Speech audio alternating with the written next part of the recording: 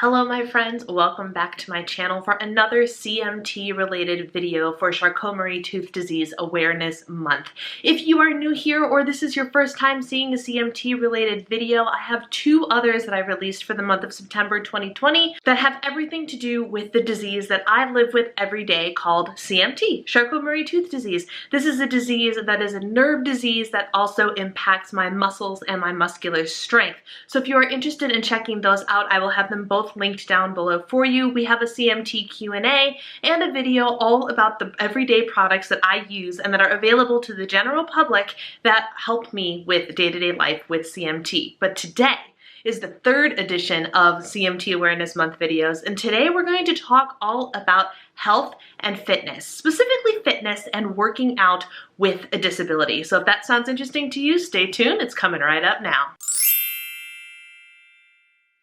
Alright, so fitness. Odds are most of you watching this actually are here on Diva and the Divine, my channel, because of my weight loss and health related content and not because of my CMT related content. But if you are here because you are somebody suffering from Charcot-Marie-Tooth disease or another disability, this video is for you. I mean, okay, it's for everybody because you either are interested in working out with a disability because you have one, or you want to understand the tips and tricks I have just because I'm dealing with one on my own and you want to understand my journey a little bit better. So for those of you that don't know me personally or haven't been around at Diva and the Divine for very long, hello, my name is Brianna and I am in fact the diva behind Diva and the Divine, and I'm so glad you clicked on this video today. My general content on this channel is a space of health and happiness and joy and fitness and weight loss. And something that I don't touch on very often is how I go through all of this living with a disability. Now, when you look at me, I mean, I'm standing. People don't necessarily look at me and see disability. And I actually had somebody just today, I posted on my Instagram account a whole long, lengthy CMT related post about my relationship with my body and my disease and my desires to be a musical theater performer. And somebody who I don't think understood the point of the post talked about my weight loss. Because that's how people know me. And I'm like, I didn't even mention weight loss in this post, but okay. So I guess let me start by making this abundantly clear. My weight is not my disability. And I have an actual disability that decreases my ability to do things. I cannot straighten my arms.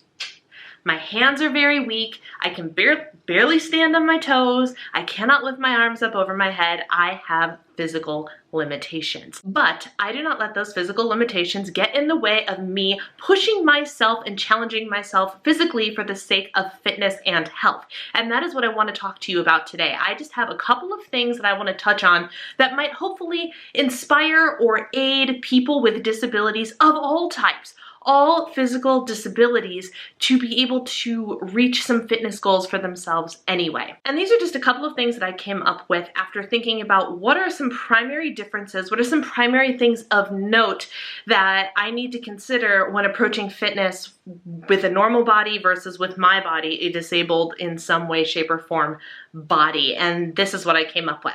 I want to preface this by saying I am not a personal trainer, I am not a nutrition coach yet, and I am not a doctor. I am just somebody living with this disability in my own body in its own variation, and I am figuring out things as they go for myself. So you can use this advice or you can be like, that's not going to work for me. Either way, I'm here to tell you my perspective and my story. So that being said, let's jump into the couple of tips I have for people who want to increase their fitness but live with a disability. Starting with probably the most controversial one of them all. I'm urging you to do something. Anything. I am convinced, I am 110% convinced that most people with a disability of some kind can still do something. I mean, what my something is with a body that can still stand and move and go up and down stairs and actually do working out, my something is going to look very different from somebody who's wheelchair bound or somebody who has completely lost the use of their arms, or there are bigger sections of muscles that completely don't function on their bodies. But there are people that can do something. People that are in a wheelchair might not have use of their legs, but they can still use their arms. And let me tell you, you can get a cardiovascular something going using exclusively your arms. My arms are the weakest muscles on my body. So when I'm working them, it gets hard, and it gets hard fast because they are so weak. So I urge you, friends with a disability, figure out what it is you can do and do that. Do something. There are so many people in this world that like to believe that once they get a diagnosis of some kind, it is the end of their world. It is the end of their opportunity. They have nowhere to go but downhill and into the ground. And I'm here today to tell you that I don't think you should think like that. On the contrary, I take my disability as a challenge of sorts. I have this disease that is going to atrophy my muscles in some way, shape, or form. My goal is to try and stay 2 steps ahead of it. I am putting muscle on my body as we speak. I probably likely have the most muscle mass that I have ever had on my body right now, on this body that you are looking at on this day in 2020. And that's mind-boggling to me because I have a degenerative disease, a disease that is supposed to take away my nerve function and my muscles. Do I have muscles on my body that do not work? Absolutely. My tricep muscles are non-functional. The muscle that flexes my foot, non-functional. There are, in my hands, can I gain strength in my hands? Only time will tell. We will see. I'm not actively like lifting weights with my fingers, but I'm trying to keep my fingers as agile as possible. The point is, I'm not as concerned about the stuff I don't have. I'm never going to be somebody who can probably lift her arms up completely over her head, or somebody who can push with her triceps. I will never be somebody who can flex her foot. So I'm perpetually, forever going to walk funny, and that's okay. That's not what I'm focused on. Instead, I am focused on working all of the muscles that still function in my body and using those to get an adequate workout in and to increase my health and my fitness. So I'm urging you, fellow friends with disabilities, do not take your disability as license to sit and do nothing. You can do something. Please find that something and do it. If you haven't figured out by now, I am the tough love type of motivator. I definitely thrive myself on being given the don't tell me you can't, tell me that you can. Show me how you're going to do that. Because that was how I was raised. With this disability, that was how I was raised. And it has proven to work well for me for the last almost 34 years of my life. So that is kind of the approach that I take to a lot of things. And I know for some of you, especially those of you with disabilities, you might have just gotten way offended by it. And that's okay. Maybe I'm not for you. But I am just of the camp of you can do something. So find the something instead of laying down and doing nothing. Springboarding right off of the do something is this next tip. Don't focus on what you can't do. Focus on what you can do. And this is huge. And again, the range of this is broad based on your disability. It is very different for somebody to go from, I can't run, so I will be a walker, that is me, to somebody who goes, I can't walk because I'm wheelchair bound and cannot use my legs. Okay, so walking is not an option for you. Don't focus on the stuff that you can't do, but find something that you can do. Not only does this give you a list of things you can do, but it also results in you approaching your disability and approaching your physical fitness or your physical wellness, whatever you want to call it, from a place of positivity and gratitude as opposed to a place of negativity and I can't. I hate the words I can't, as you can quite honestly probably tell by now. But I found that if there's something you can't do, okay, so don't worry about doing that thing. I desperately want to be a runner. I don't know why I want to be a runner. I think it's because my husband's a runner. A lot of my friends are runners and they talk about how much they enjoy running. But the honest to goodness truth is that might not ever be in the cards for me because I can't flex my feet, which makes running a hazard. I have running shoes. There are possibilities of braces that might be able to help me in the future, but my actual reality is, will I be able to do this thing? Maybe not. So instead of focusing on that, I'm focusing on things that I can do. I'm working on lifting weights. I use an elliptical machine instead of running on the ground because I don't have to pick up my feet. Figuring out what you can do and utilizing that really gives you a sense of independence and I can, which is so important to anybody who is trying to figure out a fitness routine that works for them, but especially for people that are so used to feeling like they can't. Focus on what you can not on what you can't. The next tip is very practical, but very important. And it is, do not compare yourself to anybody else. Your fitness journey is yours and yours alone. And this is something that I learned in real time. I really started to acknowledge this when I started doing the Lift 4 program on the Beachbody app. I've always known that, like, I can't compare my ability to run or not run to my husband's, or my ability to go to body pump class and lift heavy weights to the really rock solid girl in front of me who's piling on plates to her bar when I only have one little plate on each side of mine. But I really started to be like, oh, you have to acknowledge that you are unlike any other person working out when I started doing Lift 4. Lift 4, for those of you that don't know, is an intense but quick and very effective weight training program to rapidly build strength and muscle on your body. And I am proof that it worked. After 2 rounds of Lift 4, which was 16 weeks total, the amount of muscle on my body has changed so much that my husband will like massage my back and be like, I don't know whose back this is, because it sure as heck isn't my wife's, because my back was so weak and so lacking in muscular structure, and now I have some, which is incredible. But I had to keep in mind that when the professional weightlifters on the Beachbody app were talking about what their light, heavy, and medium weights were, that my numbers were not going to compare, and that was going to be okay. This guy, Joel Freeman, his lightweight, what are you using, Joel? Oh, I'm using 45-pounders. And I'm sitting there with my 3-pound dumbbells doing bicep curls. The difference is absolutely incredible. When some of the other women are there doing 15 pounds for their whatever move it is, and I'm using 2. I wanted to feel discouraged, and I did for a hot second, literally a hot second. And then I was like, you know what?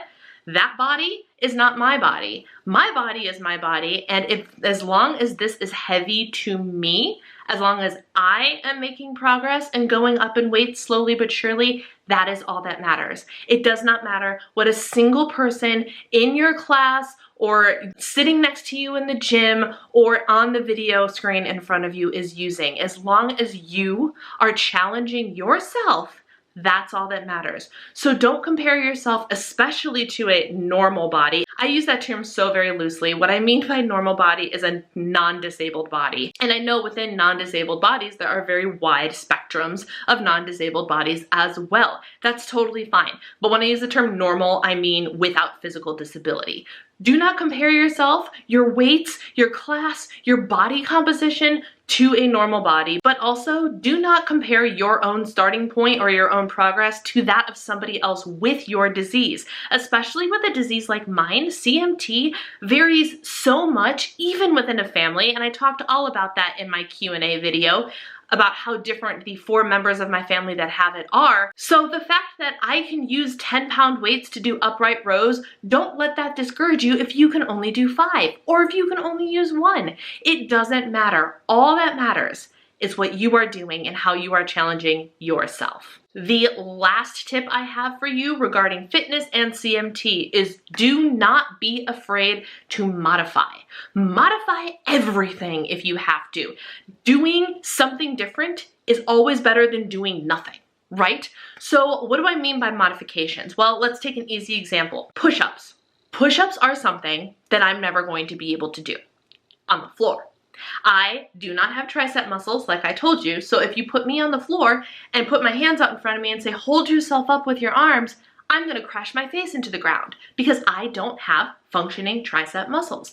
And that's okay. So what do? I decide that gravity is not necessarily on my side, so I will walk over to a wall and I will put my hands on the wall and I will go through the same motions as push-ups, and I will throw my body into the wall, but I have some more control because I can use other muscles in my body to make sure I do not run my face into the wall. Are they as effective as push-ups on the floor? No. But are they better than me giving up on push-ups altogether? Absolutely. Do not be afraid to modify all of your moves or some of your moves. I talk to people all the time who are going through different Beachbody programs with me and talking about how they've modified this or how do you modify that. Whatever you can do, in my opinion, that emulates the move and recruits the same muscles, but you can actually execute it, that's what you should do. For example, there's this move called the triple bear, which is another move I will never be able to do because it involves you pushing all of your body weight into the floor on your arms. That's a no-go for me. And then it involves you, while you're pushing your weight on the arms, raising your knees up off the floor and hopping back and forth. 1, 2, 3, 1, 2, 3, right? So what do I turn that into? I'm like, well, there ain't no way that that's going to work for me. So what do? I instead squat a little bit and sidestep to recruit the same muscles in my legs. So while they're busy hopping up and down, if it's a HIIT move, high intensity interval training, I'm running back and forth in my squat position, which looks ridiculous on the camera. I'm aware, but I don't care. My point is I'm doing something that recruits the same muscles, but I can do it. Modifications are nothing to be ashamed of. Modifications are what could make the difference between you being able to do something and not being able to do something. Modifications are the difference between you deciding to work out and deciding not to. And that is a life-changing health decision. Do not be afraid to modify everything if you have to. Instead of running, walk. Instead of doing a whole mile, do a half a mile. Instead of jumping, step out and step in. That's all you gotta do. I don't jump either. Instead of using a jump rope, I bought a jump rope that's not connected. It's 2 balls on 2 things, and I can do this so I can go through the motions of jumping rope, but my feet don't have to leave the floor. Modifications are what can give you the power and the freedom and the independence to pursue a life of fitness, to pursue a life of movement, to pursue more activity than you otherwise would have been able to do. There is no shame in modifying. There is no shame in the modification game. I urge you to modify, please, my friends. It makes all the difference and gives you your freedom back. And that's all I have for you. I could have actually gone on and on and on and on in this video, but then it would be far too long. So I'm going to open up the floor to you in the comments section. Let me know what tips, tricks, and everything in between that you have for working out with a disability. Whatever the disability may be, it does not have to be CMT. If you find that you have to modify, if you find that you otherwise would not believe that you are capable of working out except for X, what is that tip? Share it with the community in the comment section down below so we can get a conversation going and hopefully inspire others to be able to get moving and get active despite their physical limitations. If you like this video, it would mean the world to me if you gave it a thumbs up. And if you haven't already joined the Diva and the Divine community, we would love to have you. Go ahead and click that little red subscribe button down there and you will be a member of our team.